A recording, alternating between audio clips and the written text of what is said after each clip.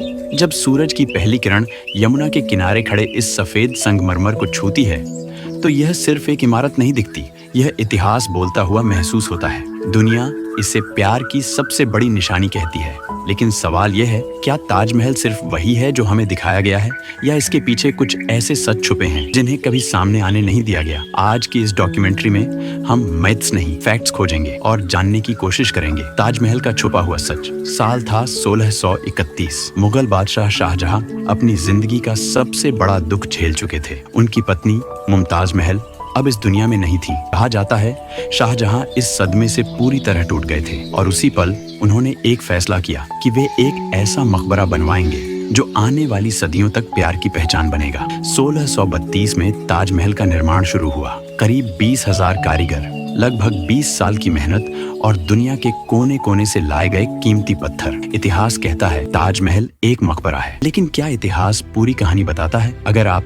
ताजमहल को ऊपर से देखें तो इसकी सिमेट्री लगभग परफेक्ट दिखाई देती है। चारों मीनारें जानबूझकर थोड़ी बाहर की ओर झुकी हुई हैं, ताकि भूकंप आने पर वे मुख्य ढांचे पर न गिरें। दिन के अलग अलग समय में ताजमहल का रंग बदलता है। सुबह हल्का गुलाबी, दोपहर चमकदार सफेद और रात में चांदनी जैसा नीला। ये सिर्फ खूबसूरती नहीं है, ये इंजीनियरिंग है। लेकिन यहीं से कुछ सवाल जन्म लेने लगते हैं। बहुत कम लोग जानते हैं कि ताजमहल के अंदर ऐसे 22 कमरे हैं जो दशकों से बंद हैं। आम लोगों को इन कमरों में जाने की इजाजत नहीं है। ASI यानी आर्कियोलॉजिकल सर्वे ऑफ इंडिया का कहना है ये कमरे स्ट्रक्चरल सेफ्टी के कारण सील्ड रखे गए हैं। लेकिन सवाल ये उठता है, अगर ये कमरे सिर्फ मेंटेनेंस के लिए हैं, तो इन्हें कभी खोला क्यों नहीं जाता? कुछ लोगों का दावा है ताजमहल असल में एक प्राचीन शिव मंदिर था जिसे तेजो महालय कहा जाता था।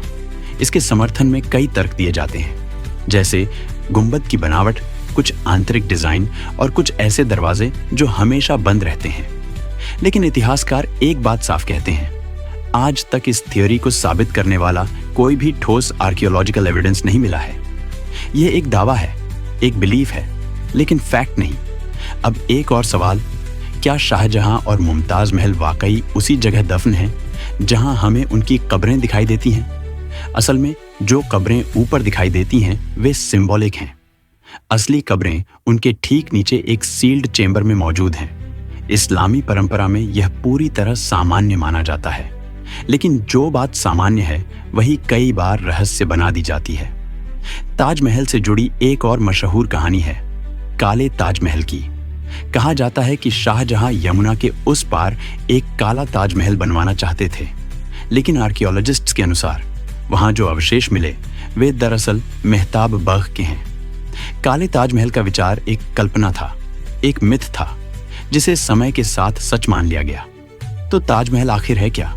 एक मकबरा, एक प्रेम कहानी, या फिर सवालों से भरा इतिहास?